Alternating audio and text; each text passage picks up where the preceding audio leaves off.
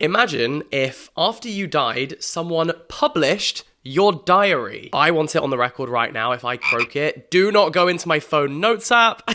Don't go into my Twitter drafts. Don't read any notebook I've used 3 pages of, and then forgotten about. Don't go near it. Don't even think about it, okay? If someone published my diary after I died, I think I would have to reincarnate just to come back and slap whoever just did that. I'd be like a Shakespeare character at the end of a play where they like resuscitate and say like one final damning line and then die again. I think that the concept of someone publishing your diary after your death just feels like such a betrayal, right? Well, that's what just happened to Joan Didion, the legend, the icon, Joan Didion. We worship at the altar of Joan Didion, like, she is literally on my tote bag. Is this entire video just an elaborate excuse to show off my Joan Didion tote bag? Maybe.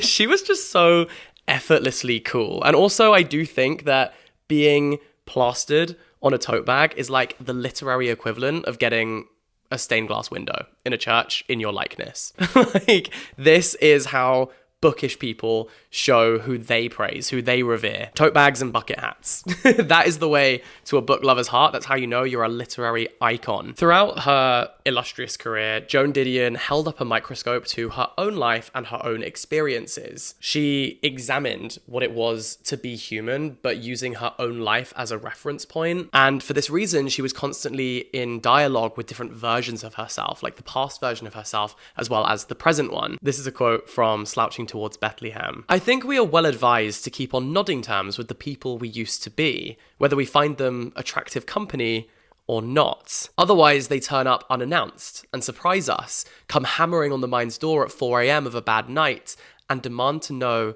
who deserted them, who betrayed them, who is going to make amends." She was a master of her craft and just the literary it girl. And not just because reading a Joan Didion book will make you look cool and mysterious in your local coffee shop. Guaranteed to pull. 100% success rate, I promise you. In her book, The White Album, she says, "We tell ourselves stories in order to live." But what happens to your stories once you die? Today, I wanted to talk about the ethics, the murky ethics, I think, of posthumous publishing. What do we do with pieces of art that are left behind by people who are no longer here to approve their publication? You know, is this art owed to the community of people who made this person famous and, you know, celebrated them financially for the art that they put into the world? Would that person who has passed away want to live on in their craft? It's a really interesting debate, and I think it's been dredged up again because of this book right here. So we sadly lost Joan Didion in December 2021, but interest in her writing has never ceased. However,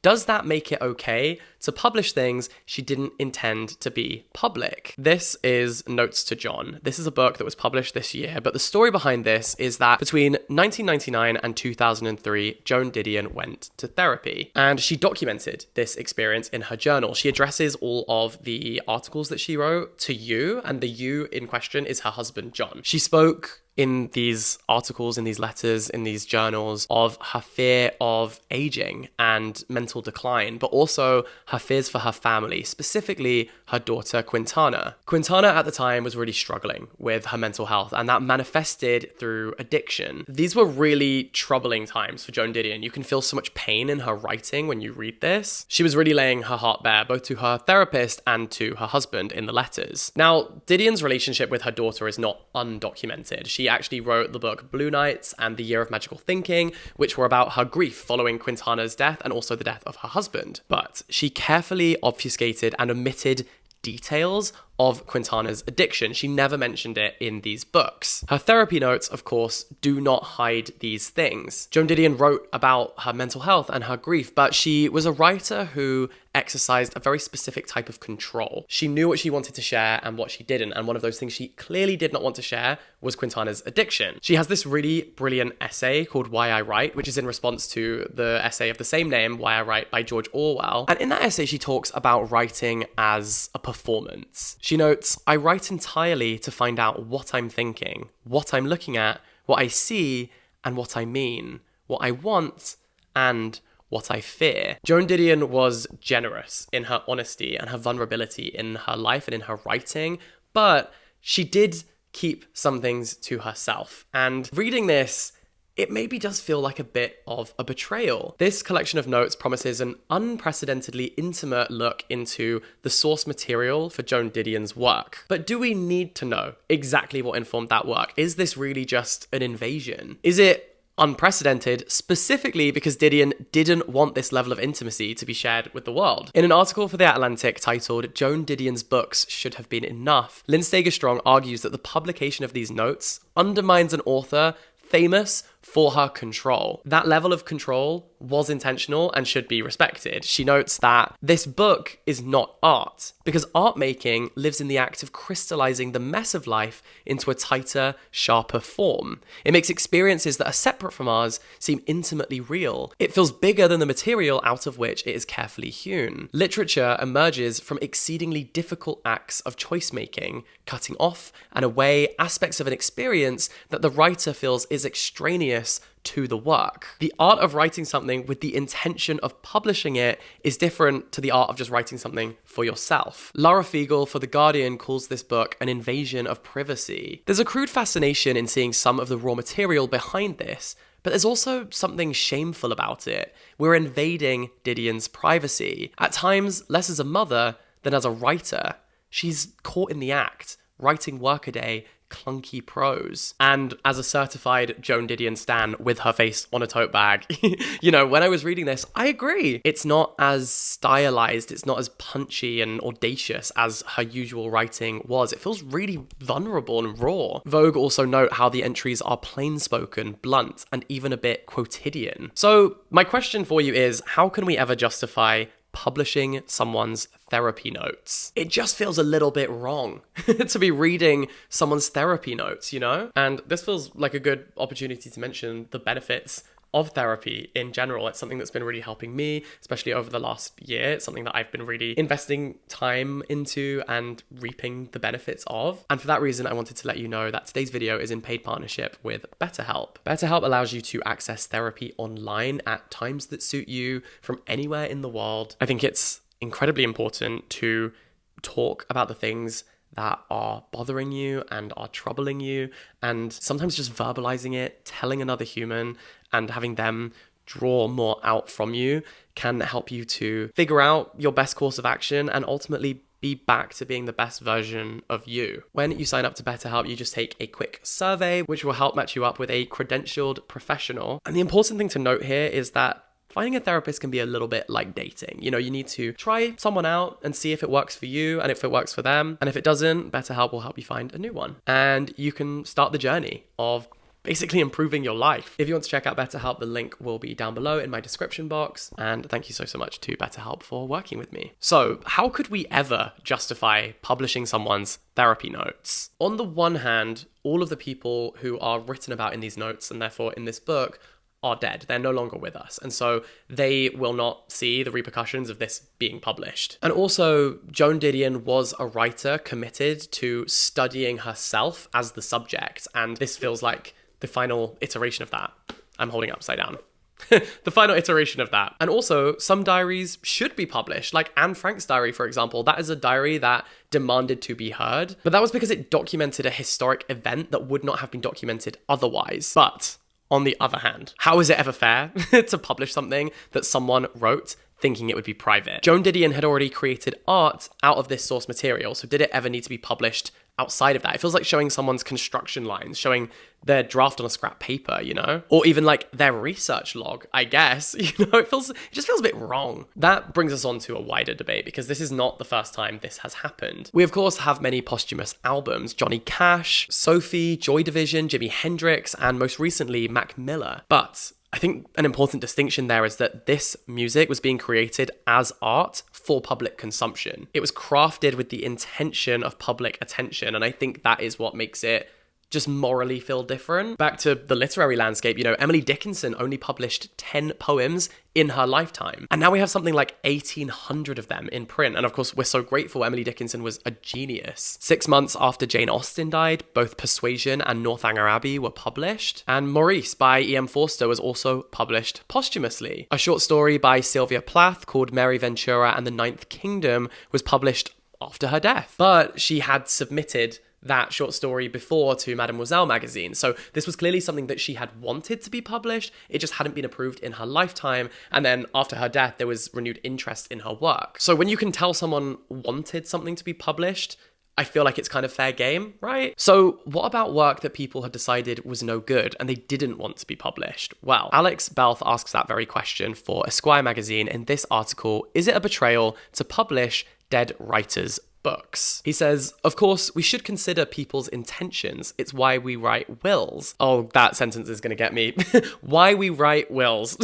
That's a tongue twister. Let me try again. Of course, we should consider people's intentions. It's why we write wills, as an agreement we make with the people who are left after we die. Now, should we adhere to those agreements when great literature might be lost? Therein lies the rub. Specifically, he discusses this book right here. This is called Until August, and it's by Gabriel Garcia Marquez. Gabriel Garcia Marquez was like the inventor of magical realism. He is an incredible Colombian writer. He was extremely, extremely talented, and while I was researching for this video, I read this book that was published after his death, and it is so good. It's proof that literary fiction can be steamy and hot. Like I was gonna hot under the collar, you know?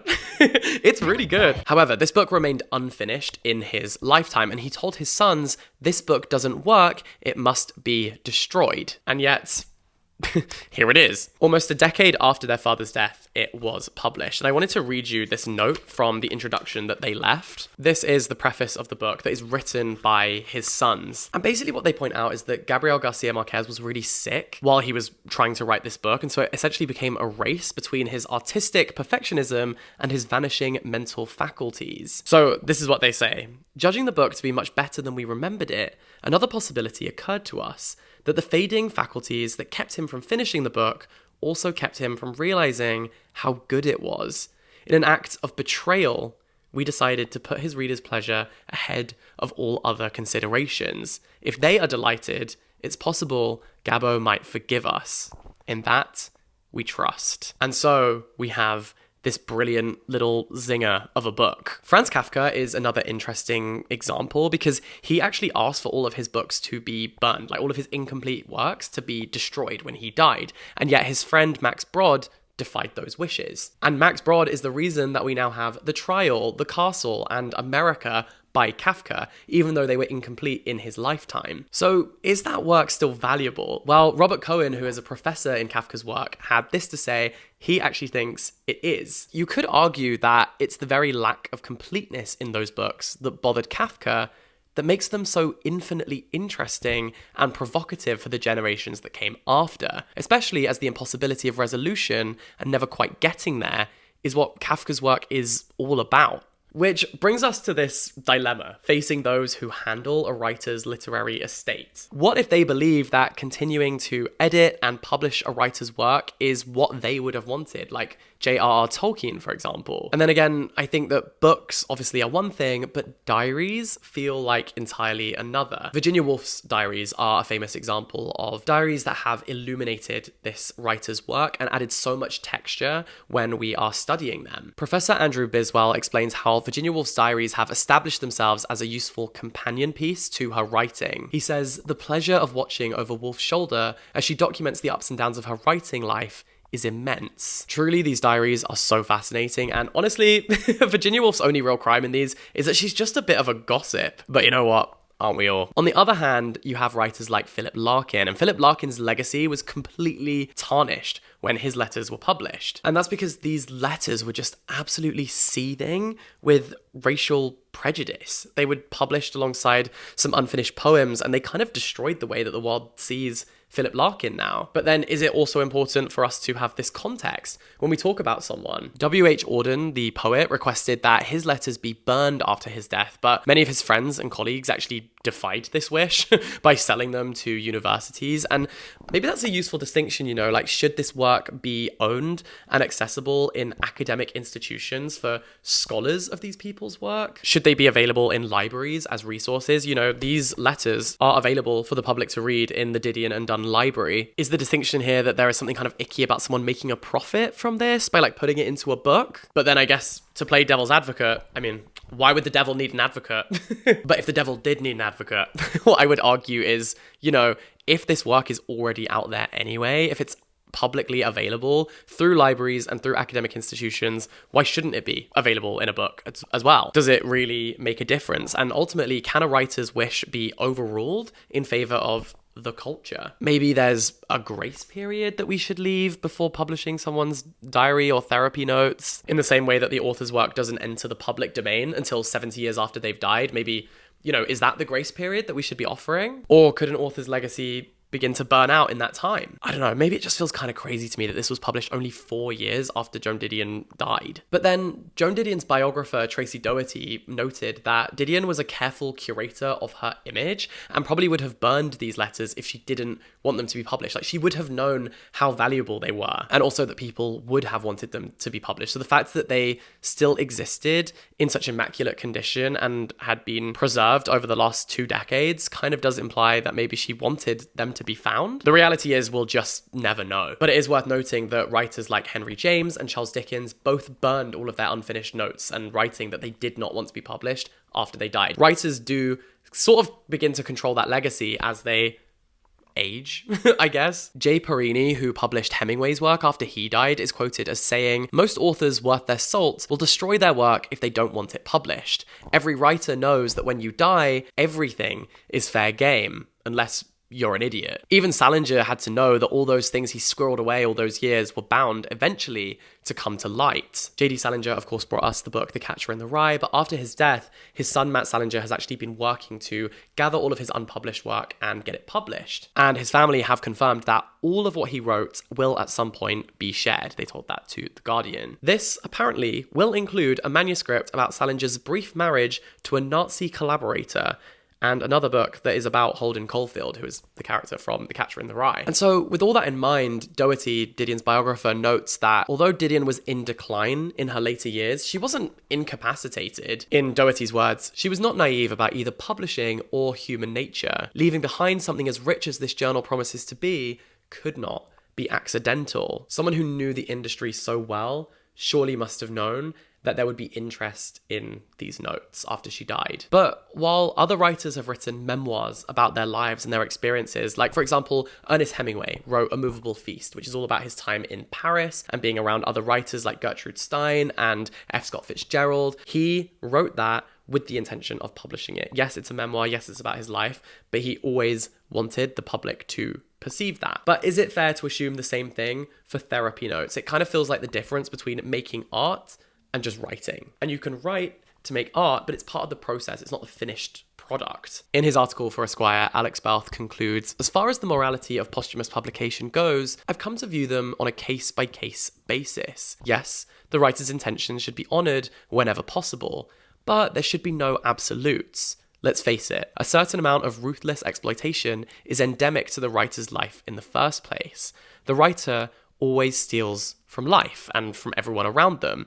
Everything is copy, as Nora Ephron's mother liked to say. It seems only fair that life sometimes steals from the writer too, especially when they're no longer around to complain." So, I leave this debate to you guys now. We can discuss it in the comments section. What do you think? Should work be published posthumously? Does a writer sacrifice their privacy once they enter and benefit financially from the public arena, the public sphere? Is it also the writer's burden to turn themselves into art? Or, on the contrary, is it always a betrayal to publish someone's writing ultimately against their will? Let me know in the comment section down below. Thank you so much for watching this video. All of my research and references will be linked down below if you're interested in reading more. In the meantime, you can follow me over on Instagram, on TikTok, on my second channel. You can subscribe if you're new here. I hope this is thought-provoking. I hope it gives you something to ruminate over, kind of the ethics of publishing. And I love you so much. Thank you for watching. Bye-bye.